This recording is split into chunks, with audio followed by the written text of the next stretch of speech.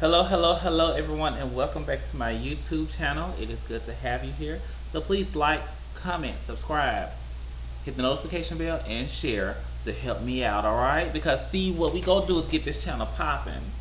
Now, I don't want to have to do all the gimmicky stuff. That's not me. I don't do all the yelling and screaming and um and like throwing shade at these people and all that stuff. I'm not gonna do all that. To do reviews, that's just not how I roll, and I think it's not nice. Don't get it wrong. Sometimes it's funny. I do watch other people and I do laugh, but that's just that's just not me. So anyway, y'all, let's get into the Real Housewives of Salt Lake City, season 2, episode 2, Icy Apology. I want to be honest with you all. Real Housewives of Salt Lake City, I am barely here for it. I mean, I don't even know if I am here for it. It's honestly difficult to get through, and I don't mean that in a bad way, but I know a lot of times the reality shows people want drama. I don't have to have drama, but I do need interesting. And I'm not interested in anything that's going on. At first I thought like, oh, Gene, let's go get a restaurant camera. Is this interesting? Woo. But it is just so flat. It is so flat. It's so flat, and it's flat because it barely has Twitter action and all of that. Like it's like I get it's yeah. So let's try to jump on into this thing. I'll be honest, I hate their taglines. Their taglines suck. Every single one of them suck, like they all do, and it's sad. But we go to Whitney house, and she talking about double booking stuff, and they got to get their kids. I'm sorry if y'all just heard that. If y'all are hearing that noise, that's my job stuff. I need to silence this thing. But anyway, she got double booked, and she got to take the kids to school and pick them up and all this stuff. Her husband can't do it. It's all this hosh posh. And then we go to Lisa's house, and she's just checking on her kids. And then we go to Mary's house, and she's chatting with Robert Jr., who don't want to talk to her. Then we go to Jen's house. It's like we went to everybody's house. I don't know if y'all have noticed this about Real Housewives of Salt Lake City, but I swear the show is longer, and they have shorter commercial breaks. And I feel like it's because they don't have anything going on. And I believe that's because they are, a lot of them are Mormon or very religious, so they try to keep it together for you know for religious purposes, I guess. I don't know, but yeah. So we go to Jen's house, and her nephew Dwayne is there, um, in the closet, and he's basically talking about how much stuff she has. Jen does have a lot of stuff. I don't understand why people have all this stuff anyway. I don't have as many clothes in my closet as they do, and I find myself still going to my most comfortable wear. Excuse me. This is not one of my most comfortable wear things. When I'm talking about it, I throw on a t-shirt and some cute slacks. I mean, not slacks, but joggers, pajama pants, shorts in a minute. I only dress up when I go out, but I'm not a very out, like going out type of person, so I don't dress up that often. So, I mean, she do have a lot of stuff, and he was like, golly. But they're getting ready. They're preparing for Ramadan and everything, and Jen discusses that she's been reflecting on her past experiences and how she come off to people. So she decided to call Heather so that they can talk. And she calls Heather and just like, hey, I've been doing some reflection. I want to meet up, have lunch. Can we talk? And she's like, yeah, cool. They go meet. So then we go to Meredith's house, and she's talking to Brooks on the phone, and her husband come in, and her husband now works in Mississippi, and I'm from Mississippi, so shout out to Mississippi. So he spends half of his time in Mississippi and half of his time in Salt Lake City. So Meredith is talking to her husband about Jen retweeting and liking stuff that says that Brooks is gay, blah blah blah. Meredith is upset about the fact that Jen thinks her son is gay. Her husband is looking kind of like, I mean, is it possible that you're taking this in the wrong way? I'm gonna tell you what her husband's saying, because her son, we see a clip where he's like, She's talking about things that I haven't even talked to you all about. I hate how he talks. It's like that Lisa Rinna laugh. That I hate that laugh. I hate how he talks, and I know that some people probably hate my voice too. But I hate how he talks. It's just like, oh my god, like she wants to talk about the things that I have not talked to even you all about. And I was kind of like,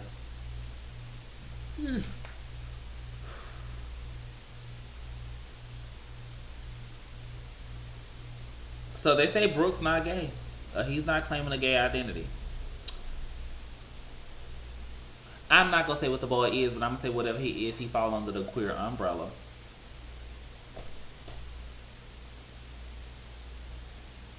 And when I say the queer umbrella, see what a lot of people don't know is queer is the umbrella term that LGBTQIA plus is under. Queer is the umbrella term. He falls up under that.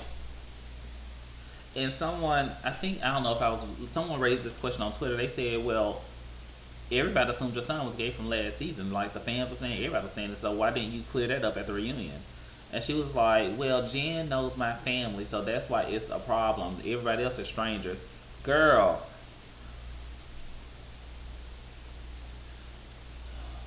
If Brooke's not gay, I'm white.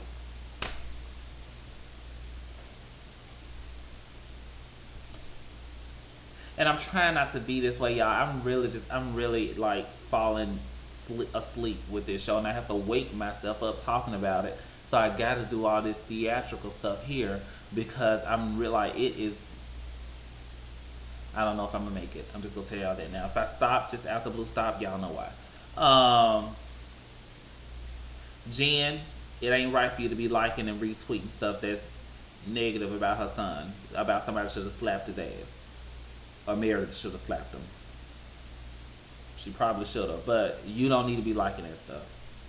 So, we go to Mary house, and Mary on these tacky thrones in her house is just horrible.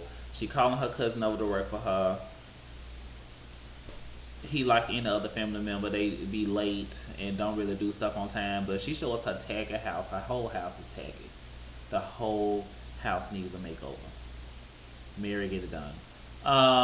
Then she talks about how she's struggling with her son and he don't want to talk with her right now, and then she tells us that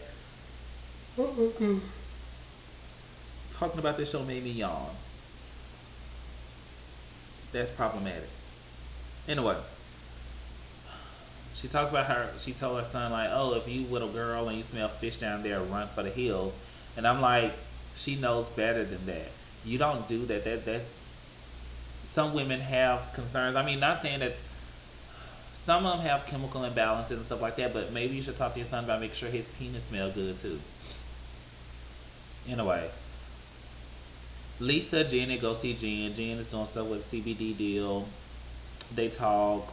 Lisa's talking about sewing and making matching pants. None of them know how to sew, and that girl, no ma'am, y'all grown, don't do that. We found out that Jenny used to be a wedding singer. Interesting.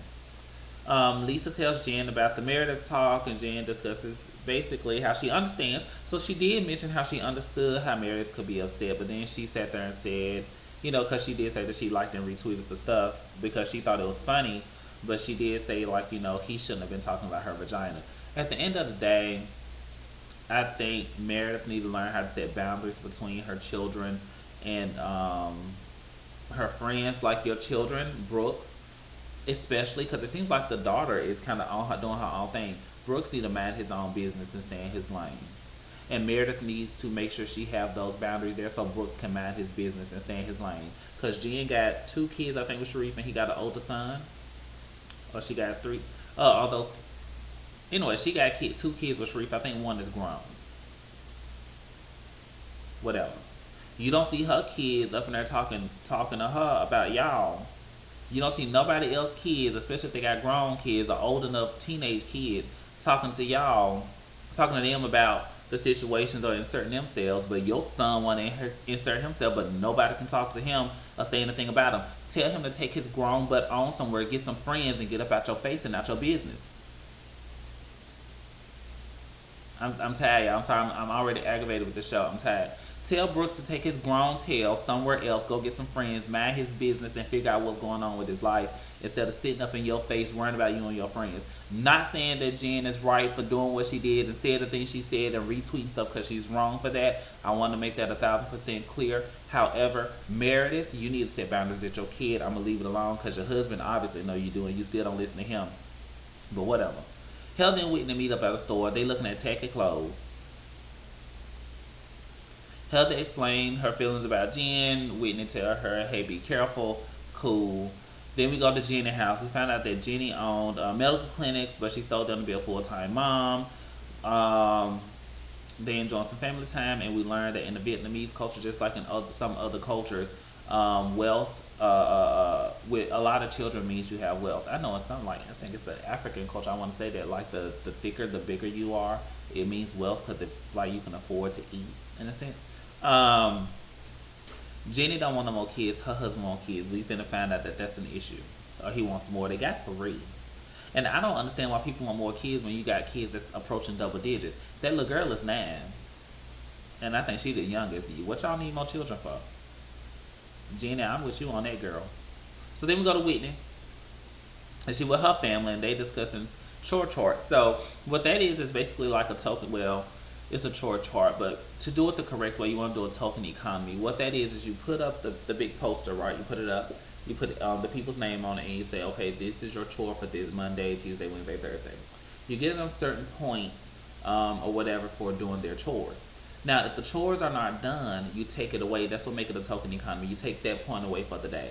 So let's say Monday you did all your chores, Tuesday you did all your chores. So let's say you get a point for each day. You get a point, a point. Wednesday you didn't do your chores, well, you get 0 points. Thursday you get a point, right? If you do your chores, whatever. And what it is, you go up. You do that to get a certain reward. So you give them a reward for doing their chores. So that's the token economy. It's basically a way to teach. It's like a behavioral therapy technique. You know, you could do that, or you could do chaining, or you could do shaping. But I'm just gonna stick with token economy for today. So you token economy is when you give a token. The token serve as a secondary reinforcer for a primary reinforcer, so that you can get your need met. So there we go. Okay, so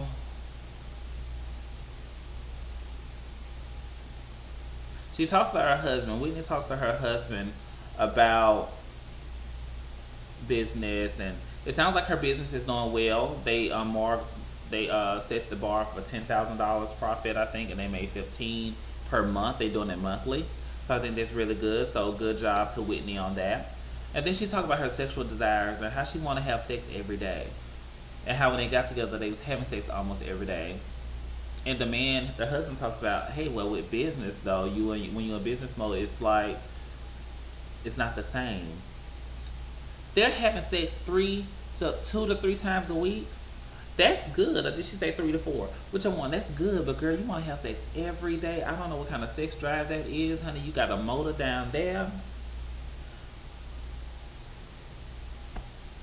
Who want to have sex every day? I'm sorry, but like when people say they want to have sex every day, I'm like, what else are you doing? Like, do you not have anything else to do? Like, golly, you have kids at home and you got a company and you still cooking and all this stuff, and you still want to have sex every day? Girl, I don't even want that sex drive. That's just too much. 2 to 3 times a week is great, but every day, Jesus Christ. I pray for her and him. Jen and Heather go to Ice Castle. Beautiful to look at, not to eat at. Like, who want to eat up under all that ice? And they got a fire going, stuff might be melting. Who want to do that? Like, slipping and falling? It was cute. But no ma'am. Anyway, let's just say what I gotta say about this. Jen and Heather meet up. They talking. Heather talks about she got the text messages proof. Hey, you said all these things. And Jen goes into this, oh my God, hey, y'all do this. Look, Jen, you did it. Jen is what you would call a manipulator.